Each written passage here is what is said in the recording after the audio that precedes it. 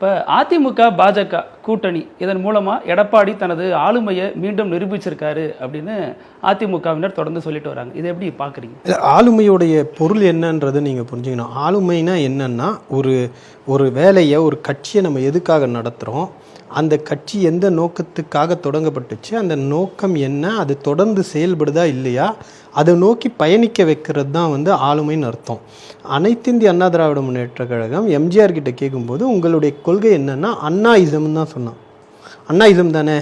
இன்னைக்கு அமித்ஷாவோட கூட்டணி வச்சதுல ஏதாவது ஒரு அண்ணாயிசம் காட்டுங்க. பாஜக மாநில தலைவரை மாத்திட்டாங்க, இவரது அரசியல் எதிரிகள் அத்தனை பேரையும் ஆஃப் பண்ணிட்டாரு, அப்படிதானே சொல்லப்படுது. அது தனிப்பட்ட பஞ்சாயத்துங்க, அது அண்ணாயிசம் கிடையாது. தமிழ்நாட்டுக்கு இதனால என்ன நல்லது?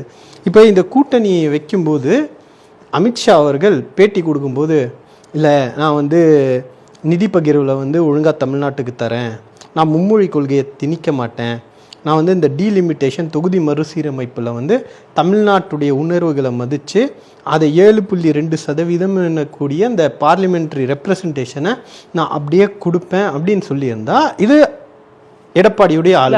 ஆனால் காமன் மினிமம் ப்ரோக்ராம் போட போகிறோம் அப்படிங்கிறாங்க. ஆனால் ரொம்ப அக்கறையாக ஒரு விஷயத்தை அமித்ஷா அங்கே பேசினார்.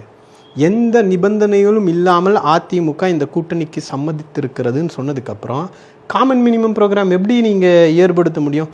காமன் மினிமம் ப்ரோக்ராம் என்பது என்னன்னா, நீங்கள் என்ன பண்ண போகிறீங்கன்னு எனக்கு தெரியல, நான் என்ன போகிறேன்னு 2 பேருக்கும் தெரியல. ஆட்சி அமைச்சதுக்கப்புறம் நம்ம ஒரு திட்டத்தை போடலான்றது தான் காமன் மினிமம் ப்ரோக்ராம். ஆனால் இங்கே மும்மொழி கொள்கை திணிப்புன்னு அவங்களுடைய கொள்கையில் சொல்கிறாங்க, நீட்டு விலக்கு கிடையாதுன்னு அவங்களுடைய கொள்கையில் சொல்லும்போது காமன் மினிமம் ப்ரோக்ராமில் என்னத்தை பேச போகிறீங்க?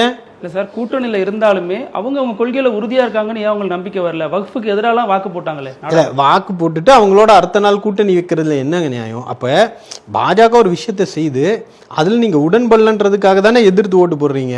அப்புறம் எதிர்த்து ஓட்டு போட்டுட்டு அவங்களோட கூட்டணியில் இருக்கேன்னா எந்த விதத்தில் நியாயம்? திமுக எங்களுக்கு ஒற்றை எதிரி, நீங்கள்லாம் எப்படி பிஜேபி ஒற்றை எதிரின்னு வச்சுருக்கீங்களோ அது மாதிரி அவங்க திமுகன்ற ஒரு ஒற்றை எதிரியை வீழ்த்துவதற்காக அண்ணாவுடைய பேரை வச்சுக்கிட்டு அண்ணாயிசத்தை ஒழிச்சுக்கிட்டு திராவிடம்னு கட்சி பேரில் வச்சுக்கிட்டு திராவிடத்தை பற்றி பேச மாட்டேன், முழு அடிமையாக நான் பாஜகவுக்கு இருப்பேன் அப்படின்னு இது எல்லாம் பண்ணிட்டு திமுக எதிர்த்து ஆட்சியில் நீங்கள் என்ன தமிழ்நாட்டு மக்களுக்கு செய்ய போகிறீங்க?